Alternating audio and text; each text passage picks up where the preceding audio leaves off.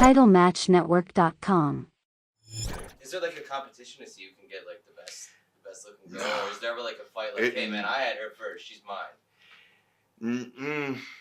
No, the only time that I'll tell you a story that got me heat with Marcus, Lex, and my major heat issue with Terry Taylor that lasted forever. I mean, it was something he did not let go. It was in Louisiana, and where he was huge, hitting on this chick. All of us were hitting on her. Fine. I remember she was fine. She was a ring rat from early, but she was still a fine girl. I mean, she didn't do everybody. I think she did Terry for a long time. All right. I'm hammered is all I remember. I get up to leave the table, and I'm thinking I'm pushing my chair out, but I push the table, and I actually spill drinks on the girl. Okay. They all start blistering me. I'm like, fuck it, I'm going to bed. I go to bed. Marcus and Lex take the girl to, I think, to Waffle House. Take her to breakfast. Okay. Fed her, all 9 yards. Turn around from that. I think Terry Taylor was there also. They all think they're going to do her. Marcus brings her back to the room. I think Marcus thinks he's going to do her. I'm in bed. Spilled drinks on the girl. She gets in bed with me. Marcus is standing there. What? She starts making out with me. I sleep naked anyway. Okay. She just she sees me naked, she starts stripping, and we start going to town. And Marcus, I still remember him standing there like. They had you ruled out. Yeah, that was complete. Well, I thought I was ruled out.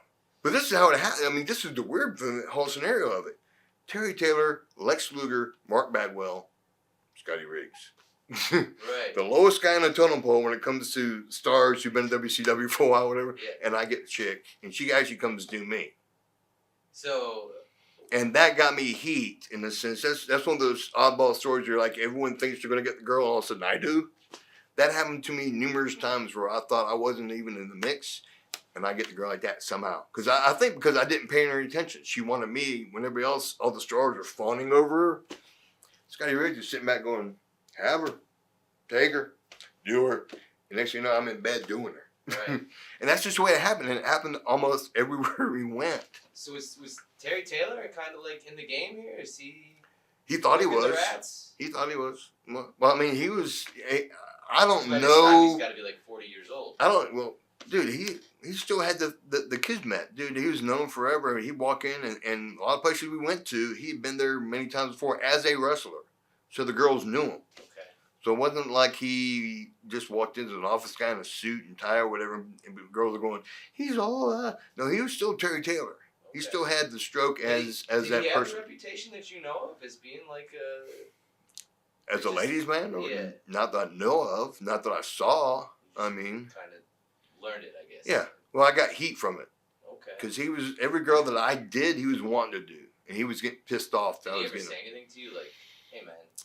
He didn't actually say it, but the way he started booking matches... You really think it was directly related? Oh, God, yes. I know it was. I know we had heat. And a lot of it came from a flight one time. Terry Taylor's in the window seat. J.J. Dillon's got the aisle. I'm in the middle between those two fucks. I had no heat with J.J., but J.J. was fine. But I was sitting back going, this is going to be miserable from Vegas to Atlanta. This is the office. Those are two big guys in the office. This is the office. We're in a red eye. Mm-hmm. I'm fucking miserable. This is going to suck. Middle seat. At least it was an exit row. Yeah. All of a sudden, the stewardess comes up. Mr. Riggs, you've been upgraded to first class. You want to come up with me? Yes, ma'am, I do. I come up. I'm getting up like this. Terry Taylor grabs my arm. Wait a fucking minute. Ma'am, I'm more of a gold medallion here with Delta than he is. I should be first in front of him. His name was on the list. He's coming up to the front. I said, goodbye, Terry.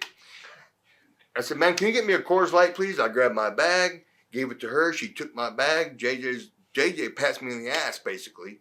And Terry is steaming, pissed off. Not soon after that, I have to put Scott Putski over on Nitro. There are matches. There was one match that came up in Florida a few months later where Terry Taylor booked this guy that was going to get squashed by Scott Hall. Had him in a match. And we were in Fort Myers, Florida, I think it was. And And this again, and I know it. I know the heat in a sense because he's just being real gruff with me. And the next thing he calls me in the office, says, "What I want you to do in a dark match, go out there and put this kid over. He's working at Scott Hall. And what we want the people here in the building, the 2,000-3,000 people for the TV tape. It was a Saturday night tape, I think. We want these people here to think he's going to get a win.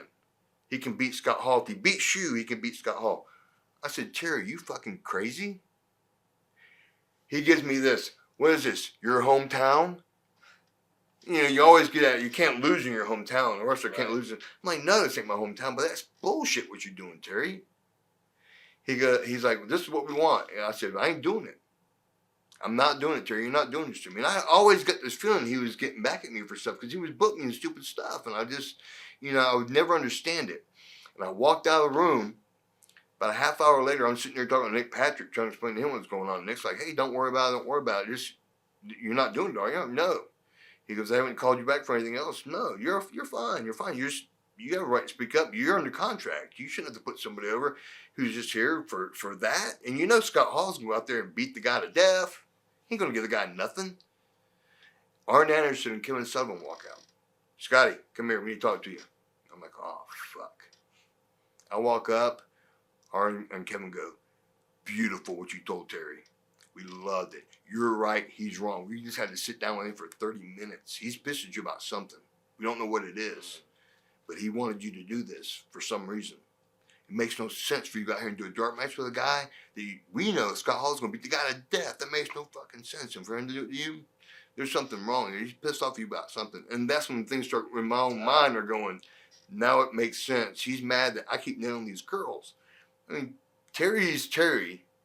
And if you're stealing chicks from a guy who thinks he's more over than you, and it's respect, he's a legend, he's, you're a kid and all this other stuff, you're not giving it up, if you're not giving up your seat, I'm supposed to go, "Oh, Terry, I'm sorry, here, take my first class seat that they're upgrading me to, because you deserve it. I'm nobody. I'm going to sit back here."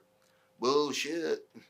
Times were changing a little bit. You were still respectful, but I'm getting up to first class, not you.